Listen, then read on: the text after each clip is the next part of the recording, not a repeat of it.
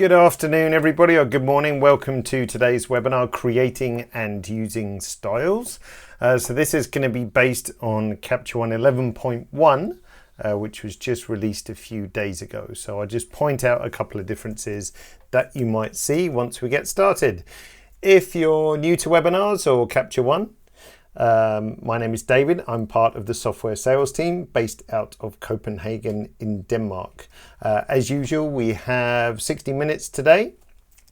We probably won't use all of that. It's a relatively easy subject to pick up, so normally probably we need about 30 to 40 minutes, which is what we spent this morning. You're very welcome and encouraged to ask questions throughout. The way you do that, if you look at the bottom of your GoToWebinar control panel, you'll see the last section is called questions. Put a question in there, that will come straight through to me. If you're on Android or iOS, you'll see a question mark icon in the top right hand corner of the app. Tap that and you can ask a question in the same way. I am recording the session as well, so you can pick that up on our YouTube channel tomorrow too. You'll get a follow-up email roughly around this time tomorrow, maybe earlier, and that will have a link to that recording and a few other bits and pieces too. So without further ado, let us begin. So as I said in the intro, this is going to be about styles and also about presets, which if you're not used to using Capture One, you might find the terminology a little bit different. So first of all, let's clarify the difference. What is a style and what is a preset? So very simply, if I just throw on a style, and we'll come back to how to, I just forgot to, as usual, forgot to start my little mouse locator. So let me do that quickly for you. So the mouse will be located like this on screen from time to time. So that will just help you to see where I am and what I'm doing. So let's start with what is a style. I'm just going to throw on one of our new spring styles, which I will mention in a minute. So I'm in the Adjustments tool tab in the Styles and Presets tool. So if I hover over a style and click once, now it's applied to the image. And what a style is if we look at some of the other adjustments. Let's go to color balance, for example. You can see this particular style has applied a color balance. It's probably applied a little color edit change as well.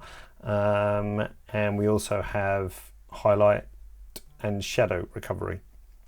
So basically, a style will place a bunch of adjustments on an image from as many or as little tools as you need. So it's a one-click solution to add a variety of adjustments. So that's a style. And don't worry, we'll come back to how to apply and adjust and all various other things in a moment. Now a preset is just from one single tool. So if I go to Curve, for example, and this could be any of the tools where you see these little three stacked lines together, this is where we access our presets. So a preset is just from one single tool. So if we open up Curves, you'll see the bottom list is basically a few options here, and they come installed by default in Capture One. So if we wanted to have more contrast, RGB curve, click once, and that applies that preset, but it's only affecting the curve tool. So preset is one tool, a style is a collection of as many or a little as adjustments as you need. Now you can access the presets in the tool itself, as you just saw me do that, and you can also see built-in presets and user presets in the Styles and Presets tool as well. So that's just the first thing to clarify. Style, a bunch of adjustments, preset just from one single tool.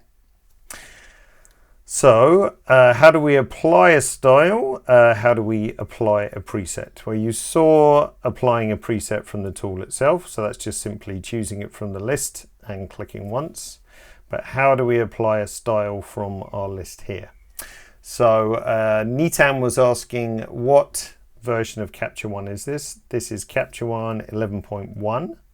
which just was released a few days back. So there's a few subtle changes to styles, which we're going to cover today as well, which basically makes it easier to use the styles with layers, which is a really nice handy feature. And also in 11.1, we've thrown in a styles pack for free called Spring, which is kind of spring colors and toning and so on and so forth. So how do we apply a style? Well, we have user styles, which we'll come back to. This is styles you may have installed from us if you've bought extra styles, if you've made your own styles, which we'll come to, if you've bought styles from other vendors. And then we have the built-in styles. So Legacy is some older styles, and then Spring is the sample styles pack that we've thrown in to give you some inspiration. So if you scroll down, just hover the mouse over, you get an instant preview of how the style is going to look. So let's say you like the look of, let's say, SPR 2 or 3. Then we click once, and then you see that now is applied in the Styles and Presets tool. Now you can mix a style and preset together. So for example, this image here is taken by Soren Saltov. So I've got a metadata preset which contains all this metadata. We look at making one of those later on as well. So if I click that, that now applies that metadata preset to just this image. Or we could apply one of our film grain presets and so on. And you can see all the presets and styles stack up here quite nicely. Notice that style has the little pen icon. It's a pen, I know it might be hard to see. If it's a preset, then it's the 3 stacked lines on top of each other like so. So easy to identify the 2 different types there as well. So that's applying to one image. Pretty straightforward, as you can see. If you want to get rid of one of your presets or styles, right click and choose clear, like so. Right click and choose clear, or if you want to get rid of all of them, you can just reset the tool with a little backward facing arrow, and that will clear everything off. Let's see, I was just checking questions. Kim asked, and also John, the same question, that I loaded some duplicate styles. Can I delete a group of them? Yes, so when we come to save a style, you'll see exactly where they're stored, so you can just blitz them in one go and rearrange them and make folders and all that kind of stuff. Yes, Jose, if you have Capture One 10, you have to upgrade to get to version 11. If you already have paid for version 11, then 11.1 is a free upgrade. So there we go.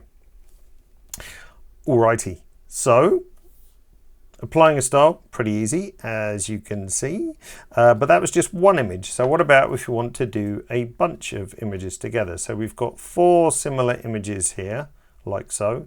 And let's say we want to apply a style to those 4 images at the same time.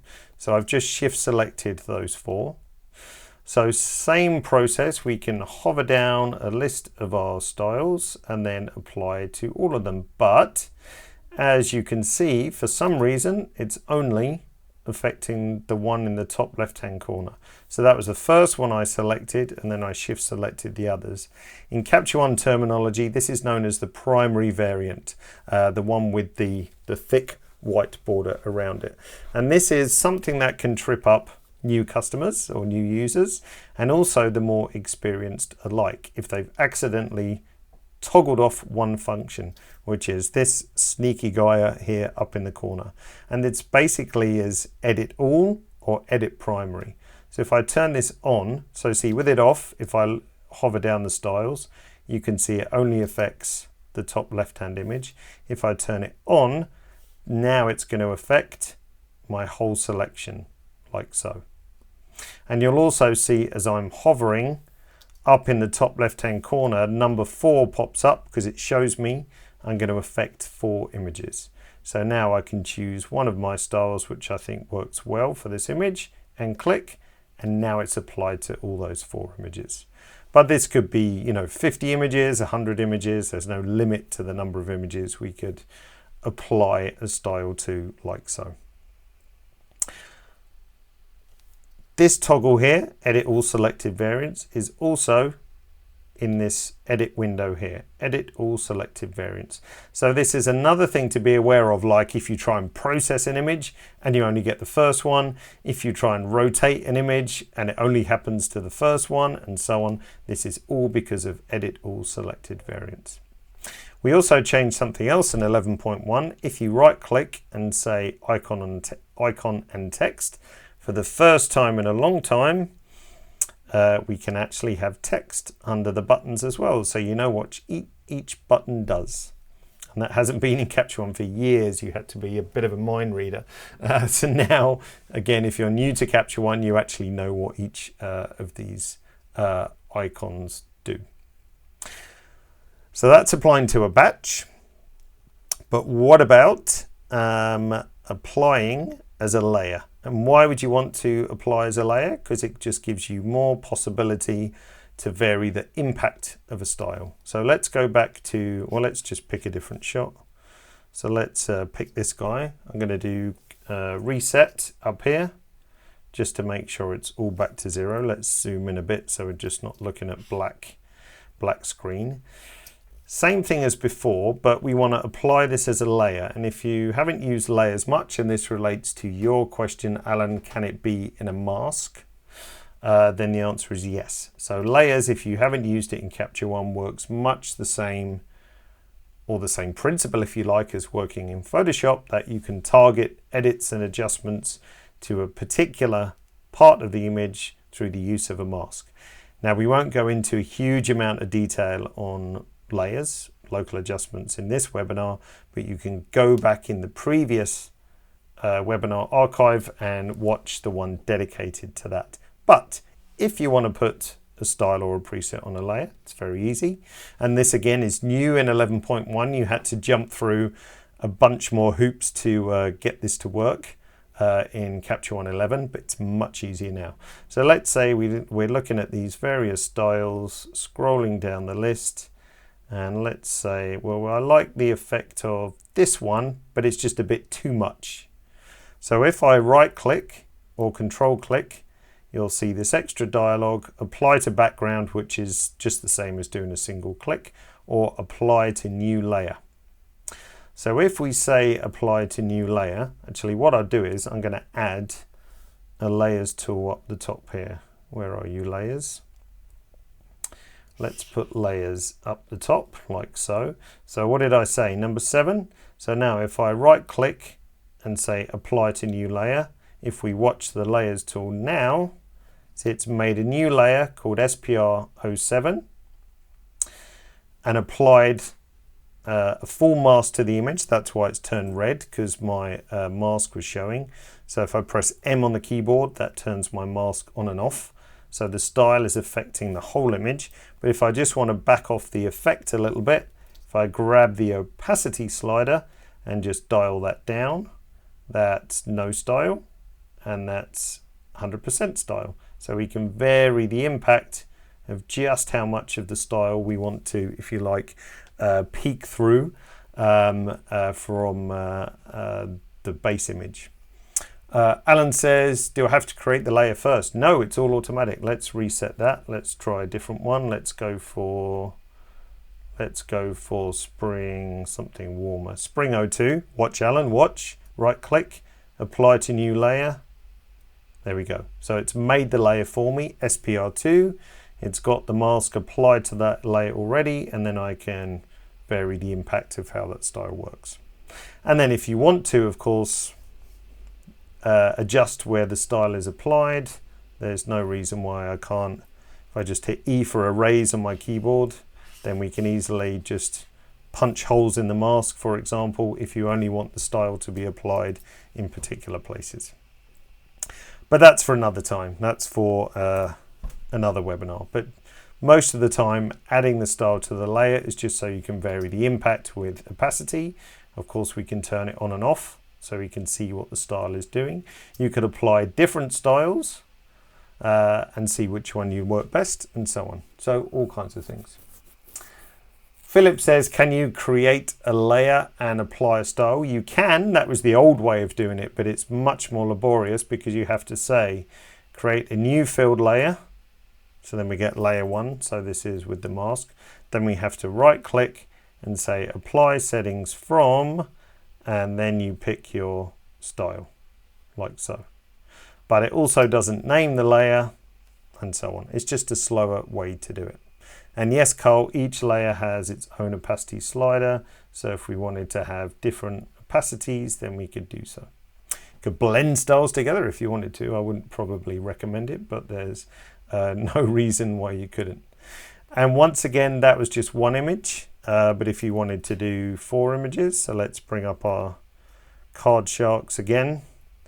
Shift click the little head to fit to window. I'm just going to reset them all. So let's say reset.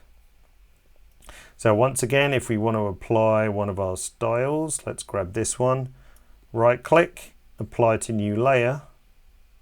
Then you see each image now has a layer with SPR08, so Spring 8, which we could then vary our opacity with as well. Oh, not card sharks, domino sharks. My mistake. Thanks, Cheryl. I just assumed. Yep, domino sharks. Quite right. So yeah, you can add layers in a batch like so, or just on a single image. Easy peasy. So Manuel says you'll talk about drawing or painting in a layer in another webinar. Yeah, for sure. I mean, it's pretty easy. So look, we've applied SPR08 to this entire image. So if I press M, the mask is over the whole image, for example. So M, you can see the mask. What you can do as a shortcut, if you just wanted to brush in some of the mask, some of the style, you could right click and say invert. So now we've got no style over anywhere of the image. Then we could grab a draw mask brush. Let's just make it a bit bigger, and then you could just brush in wherever you wanted to put the style. I mean, you might do it in a slightly nicer way than that by having various different brushing techniques. We could drop the flow down so we could really sort of blend it in nicely, but that's pretty much all you would have to do. So very, very simple, because you're just really changing the mask. Okay, what about making your own style? So that's pretty simple. Let's grab another image. Let's just reset this. I think there's no adjustments on this. So let's put a crop. Let's put a crop on here, for example. Let's do, I'm going to just tweak the exposure a tad and levels wise. And let's put on a color grade of some description. Just messing around, just so we have, something to save, and let's just lower the saturation. So let's say I've done these adjustments and I think, you know what, this is kind of a nice style, and I might want to keep that and apply that to other images. So how would we save that as a style? Let's have some vignetting as well, just for good measure. Just so you know, option click on reset, so that's before and after. So I want to save this as a style. So I go back to my styles and presets tool, click here and say save user style. Now the next dialog is really important. You'll all be tempted to just hit save right away, but you need to really carefully think about what elements are in your style. So for example, does it make sense to have an exposure correction as part of your style? Probably not. I mean, this style was mostly quickly built around, color grading and vignetting and so on. So I probably don't want to have exposure. And I probably don't want to have the levels because that's individual to each image. Curve is fine because that was just a little contrast curve. I want my color balance and I want my vignetting, but I don't want to crop because I don't want a crop to be applied as part of my style. So I'm going to take that off and then scroll all the way down. So that's the kind of sensible things that go towards making my style. So you want to be really diligent and make sure that You just take off those things that aren't going to make sense for all other images. So now I say save, and we give our style a name. Before we do that, I'm on a Mac, but you can do exactly the same trick on a PC. So as soon as you say save, you'll see the exact path of where the styles are stored for Capture One to access them. So it's in Library, Application Support, Capture One, Styles. So if I want to add a folder here, then I can. So let's make a new folder, and I call this David's Amazing Styles, like so, and say create. David's Amazing Styles, there it is. And now I want to give my style a name, so I just call this DG number 1. And if I want to describe it, I could say cinematic color grade or whatever. And now I say save. So now under user styles, this category will have some stuff in it. You can see David's Amazing Styles, and in there is cinematic color grade. So if I go to another image, like, let's see if it works on this guy, and preview it. There we go. So then it applies it like so. Or we could take it on these guys, cinematic color, click, and now it's applied. Easy peasy. So you can organize this area quite nicely. As I said, that path, if we say, save user style, you can see it here, Library, Application Support, Capture One, Styles. Now Finder does a sneaky thing in that at some point in, I don't know which OS it was, they hid the library folder, which was annoying. So if you go to the Go menu in Finder, you can't see library unless you press the Alt key, and then library pops up. So now we can go to Library, Application Support, Capture One, Styles, and away we go. So it was John who was asking, and also, who was it? I can't remember. Kim and John, who needed to clean up this area. So yes, you can just delete from here, but you'll have to restart Capture One. So for example, if I go to, let's get rid of samples. So if I get rid of the samples folder and delete, empty my trash, like so. So you see samples is still here, so I just have to quick Capture One, like so, and then start Capture One back up. So you can do either. So you don't have to, you can do it from Capture One. And if we look at, Resource Hub, we come back to this, hold that thought. If we look at user styles, now you see samples has gone. I mean, you can, if I wanted to delete this one here, I could right click and say delete. But sometimes it's quicker just to go to the library. Oh, good tip from William. Once you've revealed the library, nice, I hadn't thought of doing that. Once you reveal the library, like so, we can put it on the sidebar. So we always have access. Nice, good tip there, William, thanks for that. As I said, same trick you can do in a PC as well. It's on the C drive in your user folder, and then another folder called App Data. But if you just try and save a style, you'll see exactly where it is.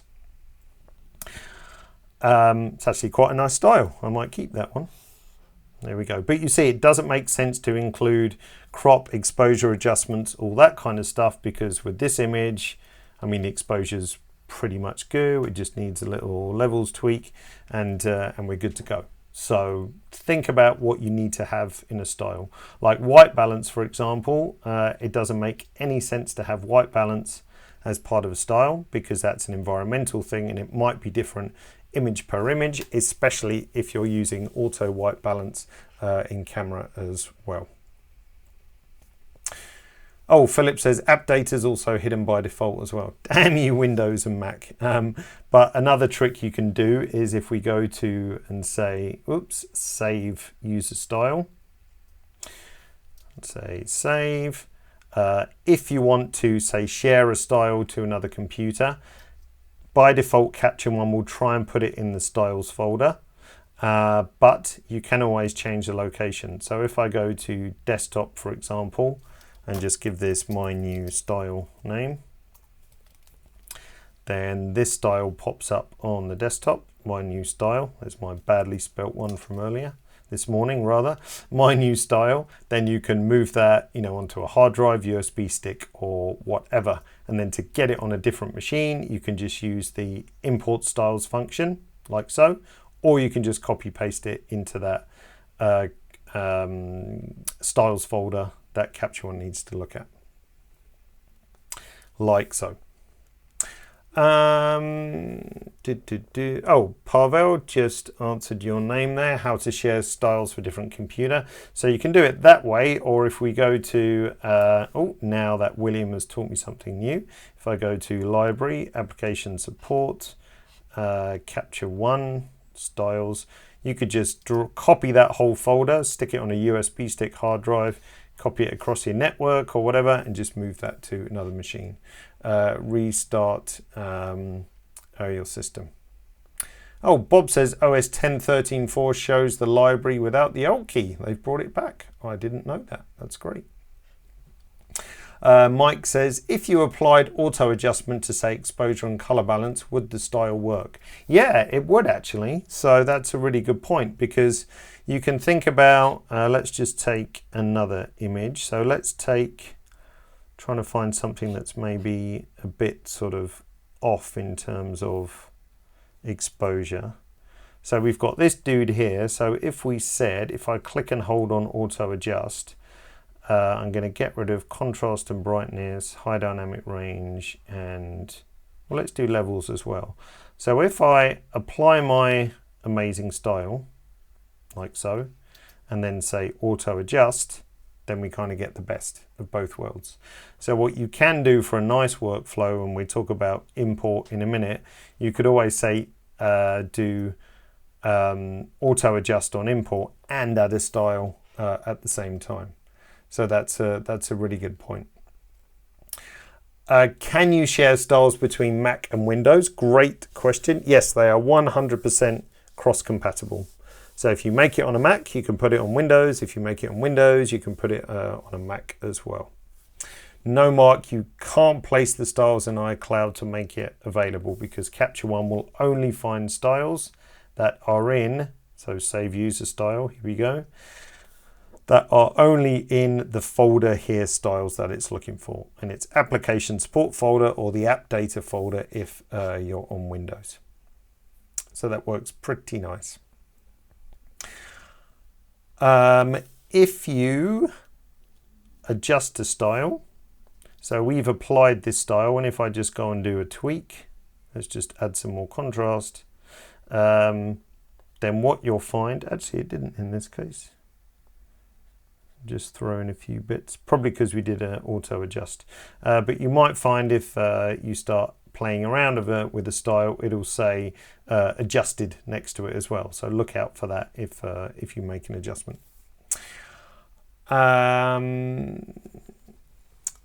Kim says, if I want to make an adjustment to a style, where can I see the adjustment a style made to gradation curve? iBlue gradation curve. Haven't been able to find out what's a gradation curve. Oh, this one, Kim. So curve, you've got red, green, blue, like so. So some styles, I don't think any of our styles do, might do an individual channel adjustment. Now, if you want to see what a style was changed, it won't happen on my computer. I'll explain why in a second. Just expand that out. It won't happen on my computer, but if you hover over a style, you'll get a little pop-up help bubble that tells you what tools are part of that style. The reason why it doesn't happen on my computer, because I've disabled it, because when you're recording tutorial videos and so on, it's really annoying when they keep popping up, because quite a lot of the time we have to do slow and deliberate movements to capture things on video, and then a help bubble pops up and ruins all of it. But if you do that on your machine, you'll see a little pop-up bubble. Can't say that again. Where can you obtain styles? You can look on our website. I'll just bring that up in the background, 1 second. So let's just bring that back. make it a bit bigger. So if you go to Store, you'll find Capture One styles right here as well. And a few of our Phase One partners sell styles as well. Some of our, Capture One affiliates and brand ambassadors sell styles. So probably a quick Google search will bring up quite a few people. Jack says, how can I disable the pop-up bubbles? You can't, Jack. You need a special developer version of Capture One, which we don't release, I'm afraid. But maybe that's a preference we can put in at some point. Janelle says, what does the stack styles mean? Well, that simply means like if I wanted to do this and then I felt like, you know what, I want to add my extra contrast curve in there as well. It means we can stack them together. I personally never put a style on top of another style because I think that gets too confusing. So that doesn't really make any sense to me. But combining styles and presets does make sense to me as well. So another thing, the final thing that we're just finished with is applying, before that, just to make you aware of some limitations, especially with layers. So you saw me, let's just reset this guy. So let's pick something with a limitation. So you'll see if I go to a black and white style and think, you know what, I want to put that on a layer, and I right click, you'll see it's grayed out. Because the tools that are not layer compatible, you can't add as a layer. So the black and white tool, for example, doesn't work on a layer. The film grain tool doesn't work on a layer either. And also the basic tab in the color editor tool. So when you're making styles, don't use the basic tab, use the advanced tab. So you'll find any style which has like a black and white adjustment, film grain, or basic color edit won't work as a layer, and it will be grayed out. So if you're wondering why on earth that's not working, that's because, and again, it's not because we're mean, nasty, or we don't want to do it. It's just a technical limitation currently of how Capture One is set up for those various different tools. So just so you know. Alrighty. Next thing was applying a style on import or shooting tethered. Before we do that, let's do something very common, which you might find useful when you're importing from memory card, is a metadata preset, because we should all be a bit better about applying our metadata to images, copyright information, and so on and so forth. So best thing to do is just grab an image and then fill in your copyright information or basic information that you want to have on every image in metadata. So this was made by Soren Saltoft, like so. He's a photographer and friend of the house. I don't know his address, so I'll put 123 any street, like so, any town. And he is in Denmark. So you could obviously fill that out much more extensively, and website and email address and so on. And the most important one, copyright notice. We're going to say copyright Soren Saltoft 2018, like so. So now this could be a really handy preset to save. So if we go up here and say save user preset, and we now look again, don't just get all keen and excited and go for save. Think about what you want as your metadata preset. Do you want the rating and color tag? No, because then if you use this preset, it's going to mess up any other ratings or color tag. So we just want the creator stuff, address, country, quick check, and copyright notice. Save this, and I'll call this Soren. I made one this morning as well, so I'll call this slightly different. Soren Saltoft 2018 metadata, like so, and say save. So now I've got this handy preset here which fills everything in. So if we go to another image and I hover over that, you see it, we can fill that in straight away. So we could do that on a batch of images, or even faster, we could do that on import as well. So if we're importing images, import button up here. Let's just reset this tool. In the import dialog under adjustments, you can add a style or a preset or both. So we could say, well, I would like to add spring number 8 to everything. And I would also like to have my metadata preset like so. And who was asking? That was a great bit of advice from Mike. We could also auto adjust. And auto adjust is just set to do exposure and white balance, and then put the style on top. So that would be a really kind of nice way to speed up your workflow. But simply adding a metadata preset can be really helpful as well. And then if I pressed import, I won't import because we don't want to sit through and watch an import process. It would have all those factors applied. So nice. If you're shooting tethered, then in the capture tool tab, next capture adjustments, you'll find a style section, and this works in exactly the same way. So you could shoot with a style applied, and that would apply that style every time you took a new capture. So easy peasy. Can sometimes be quite nice to get your base adjustments, then you would edit a little bit more, and then you would just remove this. So you could start with the style, tweak it, adjust it, and then once you're happy, then you could just use the standard copy from last, which just takes all the adjustments from the previous image to the next. Simple. Bob says, how do you open a preset after you create it so you see what's in it? Well, you can't open it, you just have to apply it really. Just by looking at the various different tools, or also with the bubble that pops up that shows you what's in there as well.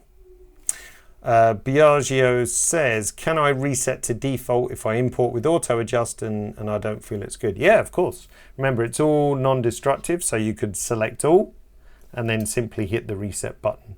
So if I do that, do you want to reset adjustments on all 40 variants? Reset. There we go. Everything's back to default. So it's all non-destructive. Simple.